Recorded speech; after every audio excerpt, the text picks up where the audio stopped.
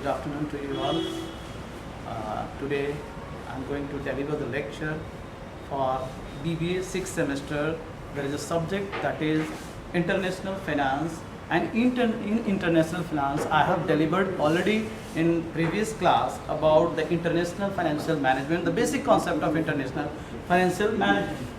So in that class I have discussed the source of financial financial resources, and I have also described in that class about the international means how a fund can be transferred for the business inside the national level or international level.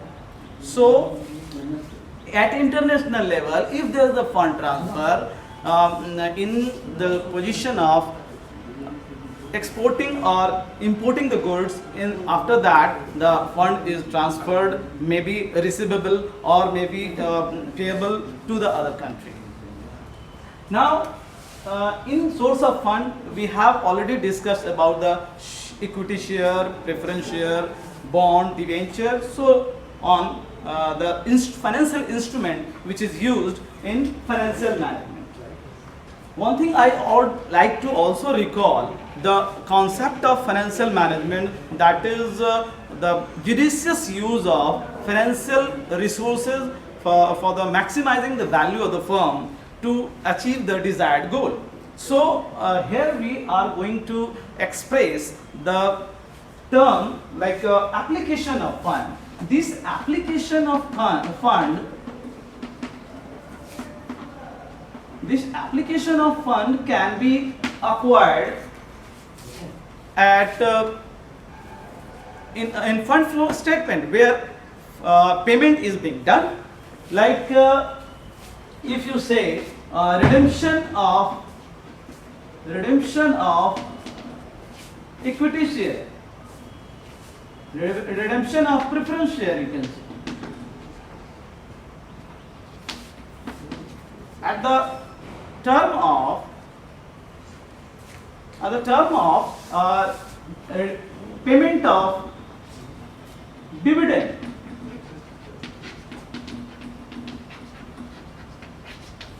redemption of bond, redemption of debenture. So all these are the term which is used to pay to the bond holder, to the debenture holder, to the equity shareholder. So this payment is being done for the short term and long term. You can say long term. If you have paid the long term payments, the rest of the part, like purchase of fixed asset. In purchase of fixed asset, when you establish a business, at that time you need to purchase land, building, plant and machinery, furniture, fixture.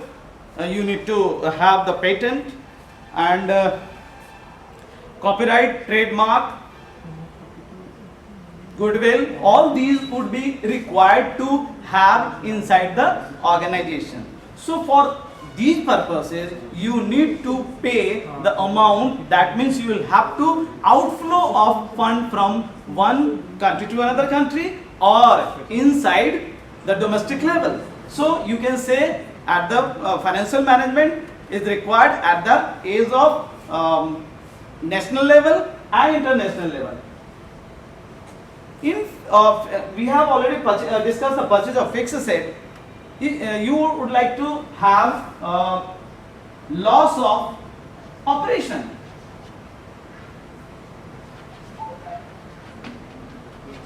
So this term can also be used as a short-term movement, short-term capital, short-term amount that can be in loss for this position, for payment for short while, for one accounting period. That's why we can say the financial management can be as a financial sources, as a financial resources, source of fund and application of fund. Both is required for the purpose of maximizing the value of the firm, which is desired by organization as a goal. Now we are moving on to understand about the corporate decision. That corporate decision is very much interrelated with the incorporated or corporate that is working as a multinational companies like Reliance companies, Tata companies. So for that type of company which is working inside the organization and outside the organization, inside the country or outside the country. So for that, what are the decisions which is play a vital role in international financial management? That points we are going to discuss.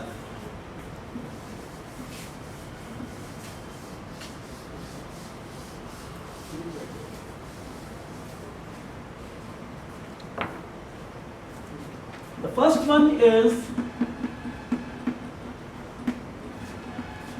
investment decision. Second one is capital structure. Third one is dividend policy. Fourth one is working capital management. So one by one we will discuss the term, and all these can be considered as a corporate decision.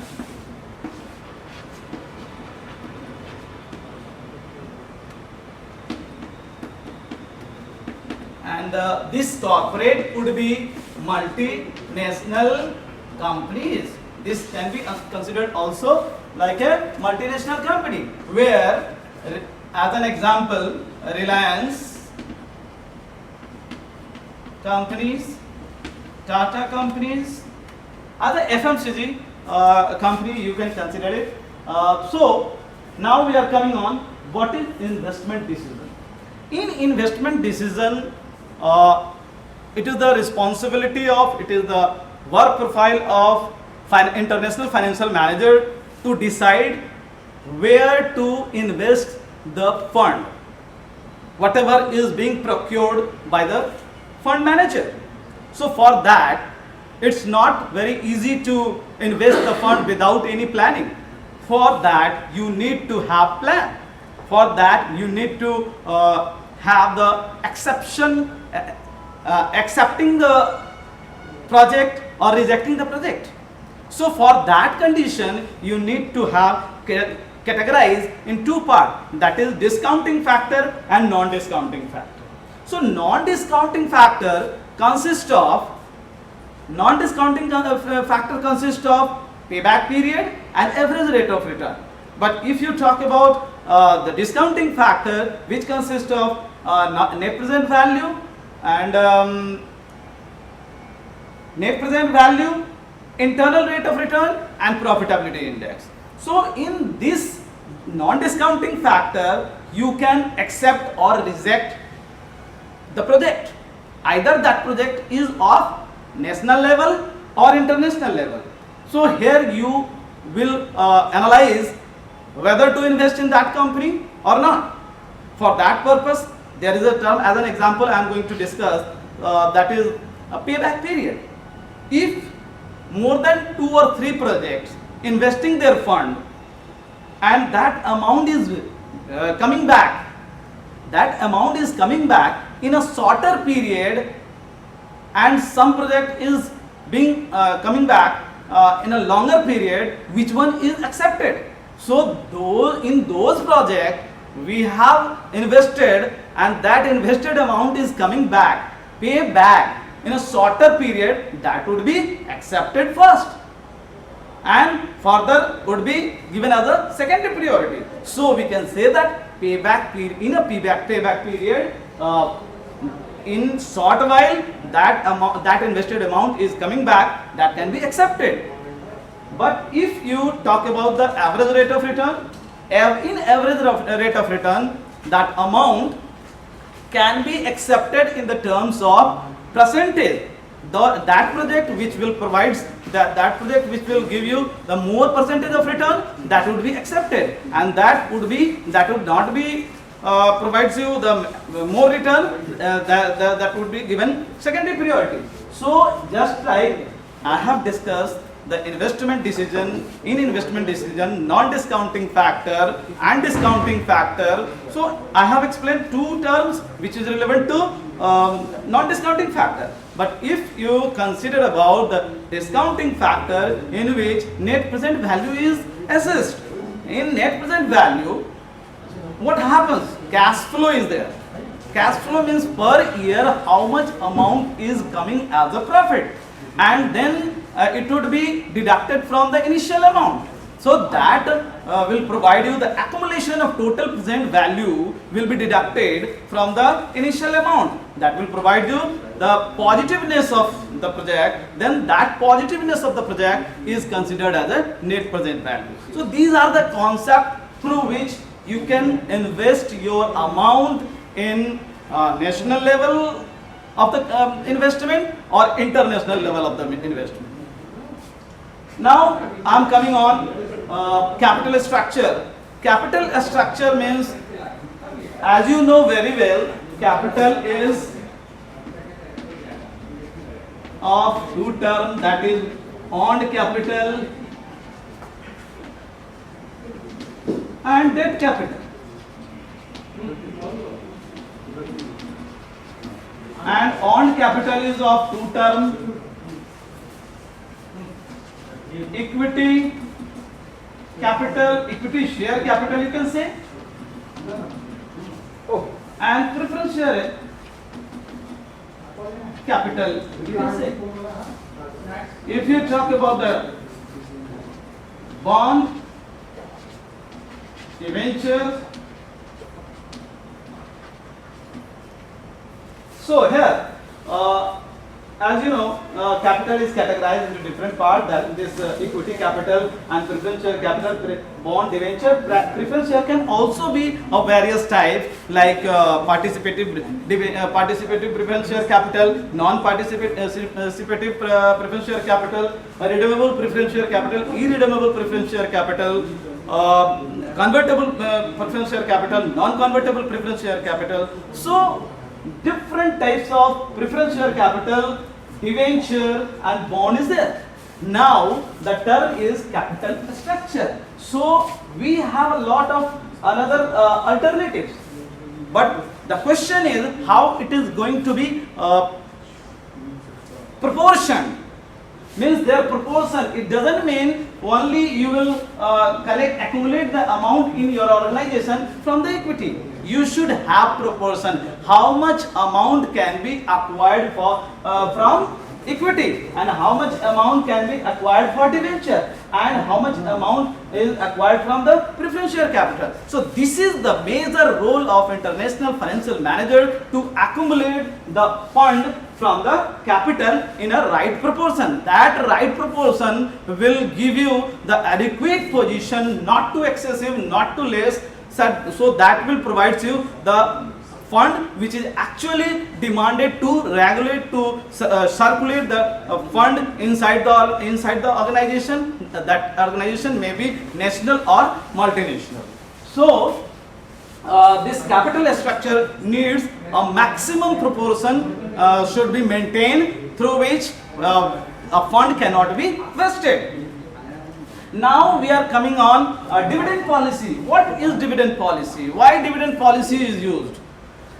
Dividend policy is a policy which is decided by the board of director in an organization, either in national or international level, where there are three conditions which must be considered. That first one is, if you would like to take decision as a decision in which you are going to give the dividend to the shareholder throughout the payment of dividend, But if you are moving on, not you are if you are taking decision not to pay all the dividend to the all shareholders, then that amount can be used as a retained earning. So that retained earning can also be termed as a plugging back of profit, and this plugging back of a return earning can be used to expand the business, can be used to modernize the business. So this amount would be very essential if you are not going to pay the dividend. So in first condition it is, and in the second condition you are having total amount as a retained earning. And in a return, if you are having total retained earning, that means your market price per share would be high, and that market price per share would, if market price per share would be high, then your capital will be appreciated, and this capital appreciation can give you opportunity to invest your fund inside the organization, and after one accounting period or more than one accounting period, you will be in profitability, and that profitability will assure you to more capital appreciation, and at the end of that consecutive year, you can take decision by the support of, by the correlation of board of director. You will decide to allocate the dividend as per the decision. Now we are coming on that half of the proportion is being paid to the shareholder, through which they can acquire the goodwill, and they will get ready to invest their fund further, and some of the partial part of their fund can be utilized as a extension of the business or diversification of the business. So these are the three conditions that can be used in a dividend policy, and this policy can also be at the level of national or international. If you are residing in India, you are eligible to invest your fund in General Electric, that is the company which is residing in America. So you can say that investment is possible either at national level or international level. If we talk about the working capital management is required specifically for one accounting period, and in this one accounting period you can pay your amount for the operational or non-operational activity. So if you talk about the non-operational activity, that amount can be invested in the share market or any other area from where in a short while you can have the return. But if you talk about the working capital management for the operational area, where you will have to expend your expenditure amount in the operational activity, like goods processing, finished goods would be there, and after that amount can be expenditure into the distribution of goods. So working capital management, whatever the receivable amount or payable amount, that has to be managed by the working capital management. It is the responsibility of financial manager to have the management of cash or any fund inside the organization, to manage the working capital, adequate working capital, through which our business can be in a smooth running. So in next class we will discuss the further topic relevant to the introductory phase of international financial management. This was a specific term for the corporate decision making. Thank you. हाँ जी, कितना उन फिर से चालू हो गया। 15 second और अगर बोल देते तो पता चलता कि दूसरा मतलब हो गया ना, हो गया ना।